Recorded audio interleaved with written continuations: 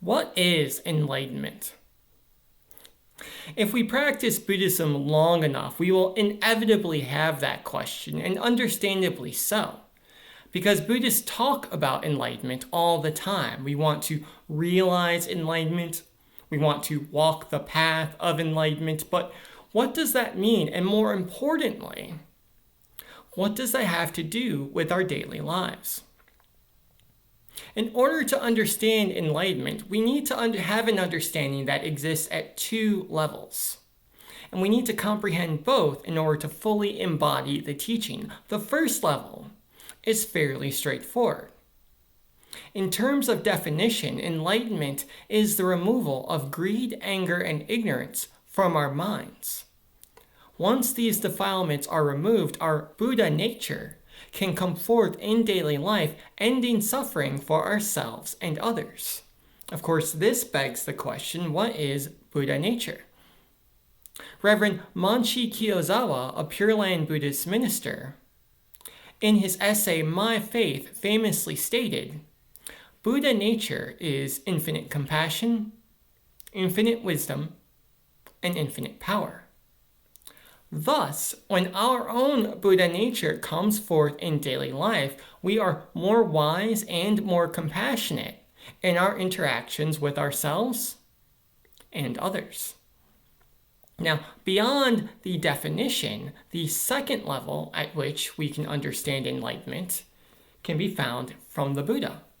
In this, the Sutra on the Upasaka precepts.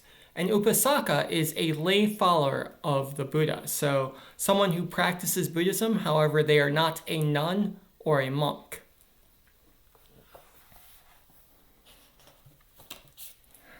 And the reading goes like this.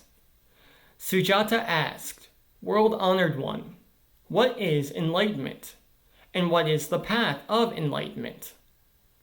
The Buddha replied, Good son, there is no path of enlightenment apart from enlightenment itself. And there is no enlightenment apart from the path. The path of enlightenment is enlightenment, and enlightenment is the path.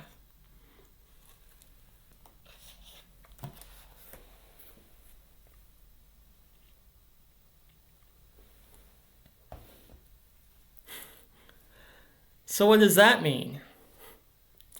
Simply put, the Buddha is trying to get us to understand that we cannot separate the thing from the process of getting the thing. They are in fact one and the same. Therefore, enlightenment is not separate from the path of realizing enlightenment. The moment we walk the path towards enlightenment, we are in fact enlightened beings. I'll give you an example. Let's say we decide we want to plant a flower garden. So we go outside in the spring, we turn over the soil to make it pliable. We plant seeds, we water and nurture those seeds. When weeds grow up around them, we pull them so they don't interfere with the growth of our flowers. Over time, the seeds become sprouts. The sprouts grow taller and taller, they grow leaves, they grow buds. Eventually, they bloom, and we have flowers. Praise Buddha. But let me ask you this. At what point in that process did you become a flower gardener? Now, in the West, because we're so goal-oriented, we might think that we're not a gardener until we have fully grown flowers.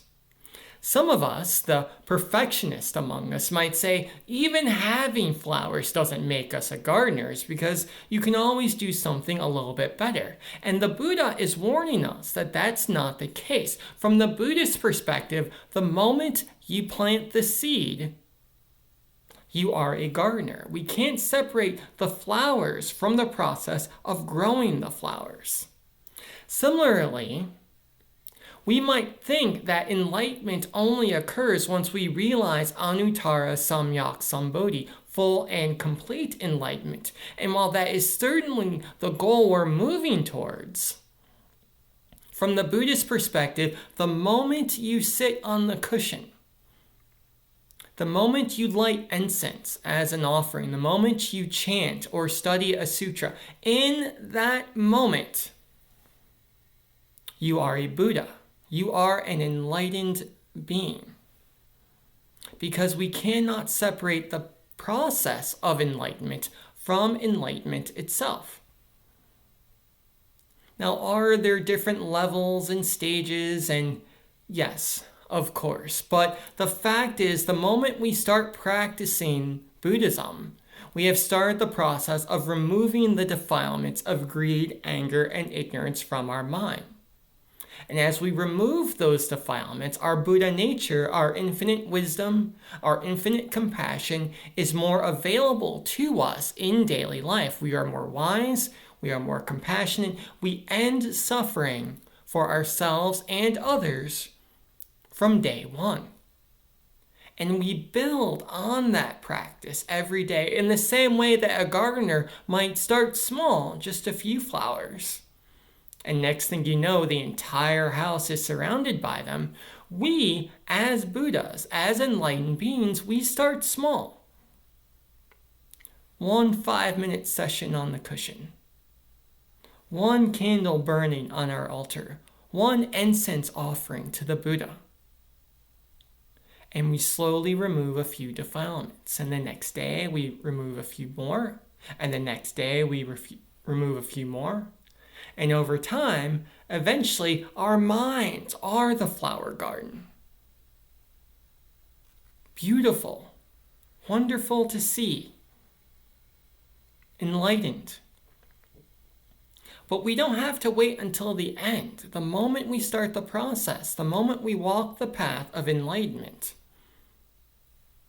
we have realized enlightenment. We are Buddhas, working diligently to end suffering for ourselves and others. Amitabha.